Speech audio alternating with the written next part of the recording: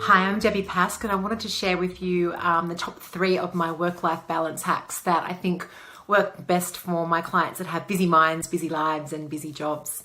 So the first concept that I wanted to talk about is the idea of yin and yang. So it's a concept that I bandy around a lot, and it's all about how do you flow between the two states of being mindful and calm and still and creative and visionary versus getting out there and doing stuff and being active.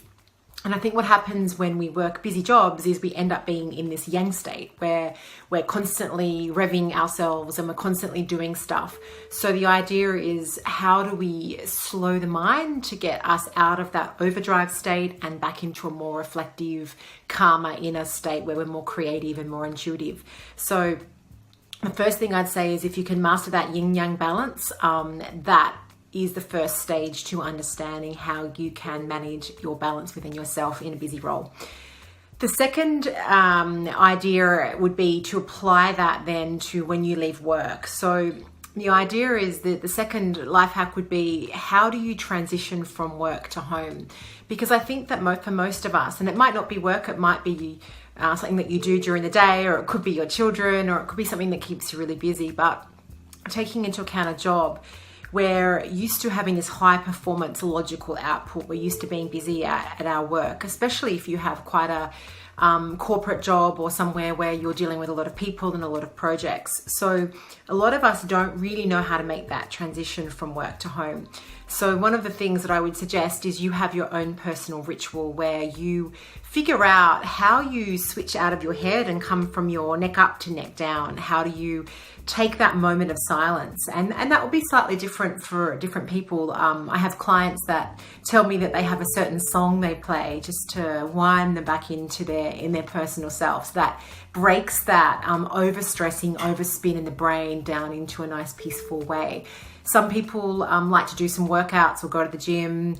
I still think if you're doing a really hard workout, it might still keep you spinning. So one of the things I would suggest is, if you do go to the gym or go and do a really hard workout, can you just spend like 3 minutes after that workout just actually feeling what it feels like to be in your body? So that transition could be as easy as giving yourself the 3 minutes after the workout just to feel yourself come out of your head and back into your senses and into your body.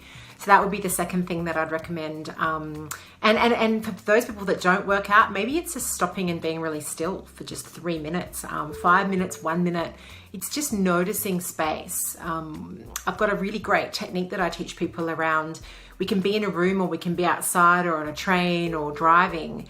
And if we're focusing on people or things or train stations or a bus or an object, we're giving our energy and attention to that. So the idea is that maybe you need to practice focusing on the space or the air. So if we focus on the space between me and that object, then all of a sudden we're focusing on what space we have, as opposed to cluttering more into our brain.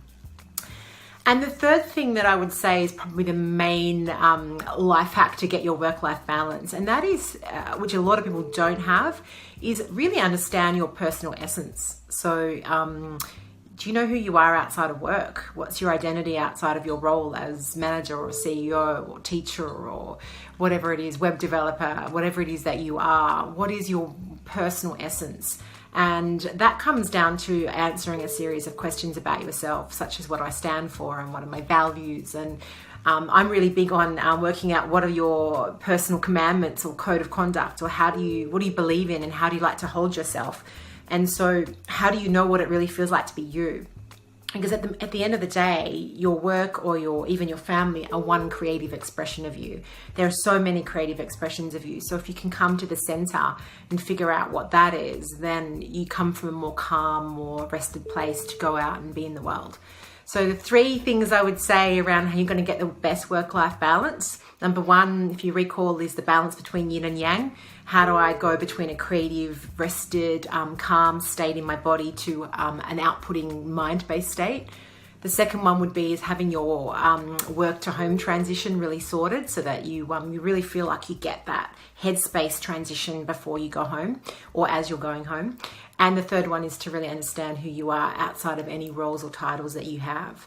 And those are the sort of things that I focus on in my 90-day wellness plan with people, and that is to really figure out how to customize something for a particular person that really helps them to understand how to be the best, calmest version of themselves every day, so that when they come home from work or go to work or interact with their family, they're in that sort of calm, peaceful, rested state, and everything just becomes a little bit easier. So check out the 90-day wellness plan and give me a call or email me if you've got any questions. Thank you.